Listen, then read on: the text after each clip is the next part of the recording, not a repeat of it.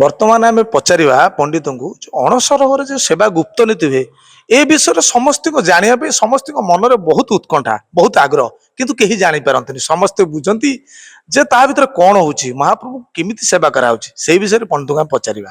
ଆଜ୍ଞା କଣ କହିବେ କେମିତି କଣ ତା ଭିତରେ ସେବା ସବୁ ହୁଏ? ଭଗବାନ ଶ୍ରୀ ଜଗନ୍ନାଥ ବଳଭଦ୍ର ଏବଂ ସୁଭଦ୍ରା ସୁଦର୍ଶନ ଚତୁର୍ଦ୍ଧା ମୂର୍ତ୍ତି ସ୍ନାନ କାର୍ଯ୍ୟ ସରିଗଲା ପରେ ତାଙ୍କୁ ଦୟଣାମାଳ ଚନ୍ଦନ ଏବଂ ରକ୍ତବସ୍ତ୍ର ଦ୍ୱାରା ବେଶ କରାଯାଇଥାଏ। ନୈବେଦ୍ୟ ପ୍ରଦାନ କରାଯିବା ପରେ ବିଗ୍ରହମାନଙ୍କୁ ଆଡ଼ପ ମଣ୍ଡପ ବା ଯାହାକୁ କୁହାଯାଏ ଅନବସର ଗୃହ, ଯାହାକୁ କୁହାଯାଏ ଯାହାର ସାଧାରଣ ଅର୍ଥ ହେଉଛି ନିରୋଧ ଗୃହ, ଅର୍ଥାତ୍ ଚାରିପଟ ପୁରା ବନ୍ଦ ହେଇଥିବ। ସେଥିରେ କଣ କରାଯାଏ ନା ବିଗ୍ରହ ମାନଙ୍କୁ ନେଇକି ଚତୁର୍ଦ୍ଧା ମୂର୍ତ୍ତିଙ୍କି ସ୍ଥାପନ କରାଯାଇଥାଏ ଏବଂ ସେଥିରେ ସହଯୋଗ କରିଥାନ୍ତି ସେବକ ମାନେ ହଉଛନ୍ତି କିଏ ସେ ନା ଆମର ଦଇତାପତି ସେବକ ମାନେ, ବିଦ୍ୟାପତିଙ୍କର କୁଳୋଦ୍ଭବ ଯୋଉମାନେ ହଉଛନ୍ତି ସେବକ ସେମାନେ ସବୁ ହଉଛନ୍ତି ସେବକ, ସେମାନେ ସବୁ ସେବା କରିଥାନ୍ତି।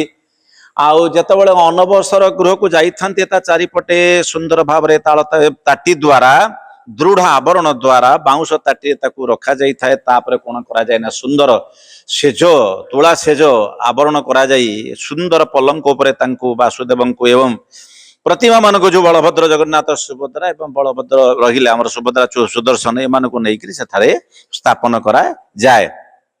ଆଉ ବଳଦେବଙ୍କ ପାର୍ଶ୍ୱରେ ରଖାଯାଏ ରାମ କୃଷ୍ଣ ଏବଂ ନୃସିଂହଙ୍କର ପଟ୍ଟଚିତ୍ର। ଆଉ ତାପରେ ସୁଭଦ୍ରାଙ୍କ ପାର୍ଶ୍ୱରେ ରଖାଯାଏ ଶ୍ରୀଦେବୀ ଏବଂ ଭୂଦେବୀ। ଆଉ ନୀଳାଦ୍ରିନାଥ ଜଗନ୍ନାଥ ମହାପ୍ରଭୁଙ୍କର ରଖାଯାଏ କଣ ନା ଗୋବିନ୍ଦଙ୍କର ମୂର୍ତ୍ତି, ଶ୍ରୀକୃଷ୍ଣ ଏବଂ ଗୋବିନ୍ଦଙ୍କ ମୂର୍ତ୍ତିକୁ ସ୍ଥାପନ କରାଯାଇଥାଏ। ଆଉ ଉଭୟ ସନ୍ଧ୍ୟାରେ ପ୍ରତିଦିନ ସୁନ୍ଦର ଭାବରେ କର୍ପୂର ମିଶ୍ରିତ ସୁନ୍ଦର ମିଶ୍ରି ପଣାକୁ ଭଗବାନଙ୍କୁ ଅର୍ପଣ କରାଯାଇ ନୈବେଦ୍ୟ କରାଯାଇଥାଏ। ଆପଣ ମାନେ ସମସ୍ତେ ଜାଣିଥିବେ ବାସଂସେ ଜରଣାନି ଯଥା ବିହାୟ ନବାନି ଗୃହ୍ଣାତି ନରୋପରାଣୀ ତଥା ଶରୀରାଣୀ ବିହାୟ ଜୀର୍ଣା ନ୍ୟନ୍ୟାନି ସଞ୍ଜାତି ନବାନି ଦେହି। ଯେମିତି ଆପଣ ମାନଙ୍କର ଆମ ଶରୀର ସହିତ ଭଗବାନଙ୍କ ସମ୍ପର୍କ ମଧ୍ୟ ଦୃଢ ଭାବରେ ରହିଛି, ମନୁଷ୍ୟ ଭାବ ରହିଛି ଭଗବାନଙ୍କ ନିକଟରେ। ଭଗବାନ ଅବତାର ହୁଅନ୍ତି ଏବଂ ଅବତାର ଗ୍ରହଣ କରିକି ଏମିତି ଇହଲୀଳାରେ ଇହଲୋକରେ ଏମିତି ଅନେକ ମନୁଷ୍ୟ ଲୀଳା ମଧ୍ୟ କରିଥାନ୍ତି। ତେଣୁ ତାଙ୍କ ସହିତ ଆମ ଶରୀର ମଧ୍ୟ ସମ୍ପର୍କ ରହିଛି। ଆଉ ସେ ସମ୍ପର୍କଟା ହଉଛି କଣ ନା ସପ୍ତ ଆବରଣ ବିଶିଷ୍ଟ ଭଗବାନଙ୍କର ଶରୀର। ୟାକୁ ସେବକ ମାନେ କଣ କରନ୍ତି ନା ପ୍ରଭୁଙ୍କର ସପ୍ତା ଆବରଣ କାର୍ଯ୍ୟ ସେବକ ମାନେ ଯେତେବେଳେ କରିଥାନ୍ତି ସେତେବେଳେ ପର୍ଯ୍ୟନ୍ତ କଣ କରାଯାଏ ନା 6 ଦିନ ପର୍ଯ୍ୟନ୍ତ ଅର୍ଥାତ୍ ଆଜିଠାରୁ ଷଷ୍ଠ ଦିବସ ପର୍ଯ୍ୟନ୍ତ ଶରୀରରେ ଯେତେ ଲେପ ଦିଆଯାଇଥାଏ ଚତୁର୍ଦ୍ଧା ମୂର୍ତ୍ତିଙ୍କର ତାଙ୍କୁ ସମ୍ପୂର୍ଣ୍ଣ ଭାବରେ ଭଲ ଭାବରେ ଛଡେଇ ଦିଆଯାଏ। ଲେପ ଯୋଉ ଦିଆଯାଇଥାଏ ପୂର୍ବରୁ ଲେପ ତାକୁ ସମ୍ପୂର୍ଣ୍ଣ ଭାବରେ ଛଡେଇ ଦିଆଯାଇଥାଏ। ଆଉ ସପ୍ତମ ଦିନରେ କଣ କରାଯାଏ ନା ସୁବାସିତ ତୈଳ ସୁଗନ୍ଧ ତୈଳ ସହିତ ରାଶି ତେଲଙ୍କୁ ଚତୁର୍ଦ୍ଧା ମୂର୍ତ୍ତିଙ୍କର ସର୍ବାଙ୍ଗ ଶରୀରରେ ବିଲେପନ କରାଯାଇଥାଏ।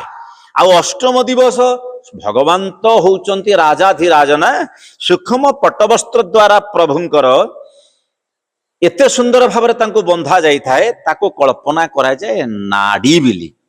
ନାଡି ଯୋଉ ଶିର ଅଛନ୍ତି ଶିର ସବୁ ତାଙ୍କୁ ନାଡି ବୋଲି କଳ୍ପନା କରାଯାଇଥାଏ। ତାପରେ କଣ କରାଯାଇଥାଏ ନା ଆପଣ ମାନେ ସମସ୍ତେ ଜାଣିଥିବେ ଝୁଣାର ଉତ୍ପତ୍ତି ଯୋଉ ଶାଳ ଗଛର କ୍ଷୀରକୁ ଶୁଖାଇକି ଯୋଉ ଝୁଣା କରାଯାଇଥାଏ ସେଥିରେ ସୁବାସିତ ରାଶି ତେଲ ଲଗା ଯାଇକରି ଭଗବାନଙ୍କୁ ମର୍ଦନ ପୁଣି କରାଯାଏ ଚତୁର୍ଦ୍ଧା ମୂର୍ତ୍ତିଙ୍କୁ। ଏ ମର୍ଦନରେ ତାର ନାମ ରଖାଯାଇଥାଏ ଯେ ଭଗବାନଙ୍କର ମଜ୍ଜା ସୃଷ୍ଟି କରାଗଲା, ମଜ୍ଜା କଳ୍ପନା କରାଯାଇଥାଏ। ଆଉ ନବମ ଦିବସ ଆସିଲେ ନବମ ଦିବସରେ ଠାକୁରଙ୍କ ଅଙ୍ଗରେ ସୁନ୍ଦର ଭାବରେ ରକ୍ତ ବିଲେପନକୁ ଉକ୍ତ ଲେପକୁ ସୂକ୍ଷ୍ମ ପତଳା ଦ୍ୱାରା ଓଦା କରିକିରି ଘୋଡେଇ ଦିଆଯାଇଥାଏ। ଦଶମ ଦିନରେ ଠାକୁରଙ୍କର ନେତ୍ର ପ୍ରବେଶରେ ପଟ୍ଟବସ୍ତ୍ର ଦ୍ୱାରା ସର୍ବାଙ୍ଗକୁ ପୁରା ବସ୍ତ୍ରରେ ଆବରଣ କରାଯାଇଥାଏ। ତାକୁ ରକ୍ତର କଳ୍ପନା କରାଯାଇଥାଏ। ଶରୀର ଭିତରେ ରକ୍ତ ଅଛନ୍ତି, ବେଦ ଅଛନ୍ତି, ମାଂସ ଅଛନ୍ତି, ନାଡି ଅଛନ୍ତି, ତେଣୁ ୟାକୁ ରକ୍ତର କଳ୍ପନା କରାଯାଇଥାଏ।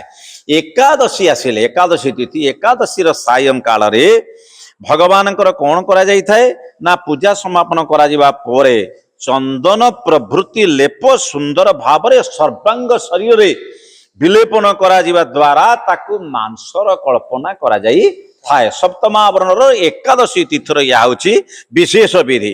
ଆଉ ଦ୍ୱାଦଶ ତିଥି ଏ ଦ୍ୱାଦଶ ତିଥିରେ ଦୃଢ ବସ୍ତ୍ର ମାନଙ୍କ ଦ୍ୱାରା ସର୍ବାଙ୍ଗ ଶରୀରକୁ ଚନ୍ଦନ ଦ୍ୱାରା ଲେପ କରାଯାଇ ପ୍ରଭୁଙ୍କର ନବବସ୍ତ୍ର ପାଟ ଦ୍ୱାରା ଦୃଢ ଭାବରେ ତାଙ୍କର ପାଦ ନିର୍ମାଣ କରାଯାଇଥାଏ। ଭଗବାନଙ୍କର ସମ୍ପର୍କ କେମିତି ମନୁଷ୍ୟ ସହିତ ଦେବତାଙ୍କର ସମ୍ପର୍କ, ଦେବତାଙ୍କ ଶରୀର କିଭଳି ଭାବରେ ମନୁଷ୍ୟ ଶରୀର ସହିତ ରହିଛି ଏ କଥାକୁ ସୁନ୍ଦର ଭାବରେ ବାମଦେବ ସଂହିତାଠୁ ଆରମ୍ଭ କରି ନୀଳାଦ୍ରି ମହୋଦୟ ଠାରୁ ଆରମ୍ଭ କରି ସୂତ ସଂହିତା ଆପଣ ମାନଙ୍କର ଅତି ସୁନ୍ଦର ପୁରାଣ ଯାହାକୁ ସ୍କନ୍ଦ ପୁରାଣ ବୋଲି କୁହାଯାଇଥାଏ, ଏଥିରେ ସୁନ୍ଦର ଭାବରେ ଶ୍ଲୋକାକାରରେ ସୁନ୍ଦର ଭାବରେ ବର୍ଣ୍ଣନା କରାଯାଇଅଛି। ଆସିଗଲେ ଦ୍ୱାଦଶୀ ତିଥି ସରିଗଲା, ଚତୁର୍ଦ୍ଦଶୀ ତିଥି, ତ୍ରୟୋଦଶୀ ତିଥି। ନିଶ୍ଚିନ୍ତ ଭାବରେ ଆମେ ଦେଖୁଥିଲେ ଆମ ସହ ଥିଲେ ବରିଷ୍ଠ ପଣ୍ଡିତ ପୁରୀର ପଣ୍ଡିତ ଶ୍ରୀ ନାରାୟଣ ଦାସ। ତାଙ୍କଠାରୁ ସମ୍ପୂର୍ଣ୍ଣ ନୀତିକାନ୍ତି ଭାବରେ ଆମେ ବୁଝିଲେ ଏବଂ ଘରେ କେମିତି ମହାପ୍ରଭୁଙ୍କୁ ଆମେ ଯେଉଁ ପୂଜା କରୁଛେ ସେବା କରୁଛେ କିଭଳି ଭାବରେ ଏହି ସମୟରେ ସେବା କରିବାରେ ଏ ବିଷୟରେ ବୁଝିଲେ ଏବଂ ଅଣସର ଘରେ ଯେତେବେଳେ ମହାପ୍ରଭୁ ଥାଆନ୍ତି ସେତେବେଳେ ମହାପ୍ରଭୁଙ୍କୁ ଦର୍ଶନ ଲାଭ କରିବା ପାଇଁ ହେଲେ ଆମକୁ କେଉଁ କ୍ଷେତ୍ରକୁ ଯିବାକୁ ପଡ଼ିବ, କେଉଁଠିକି ଯିବାକୁ ପଡ଼ିବ, କେମିତି ମହାପ୍ରଭୁଙ୍କୁ ପୁଣି ଦର୍ଶନ କରି 15 ଦିନ ଦେଖିବା। ଯାହା ହଉ ଆମେ ବିସ୍ତୃତ ଭାବରେ ଏଇ ନୀତିକାନ୍ତି ବିଷୟରେ ଆମେ ଜାଣିଲେ।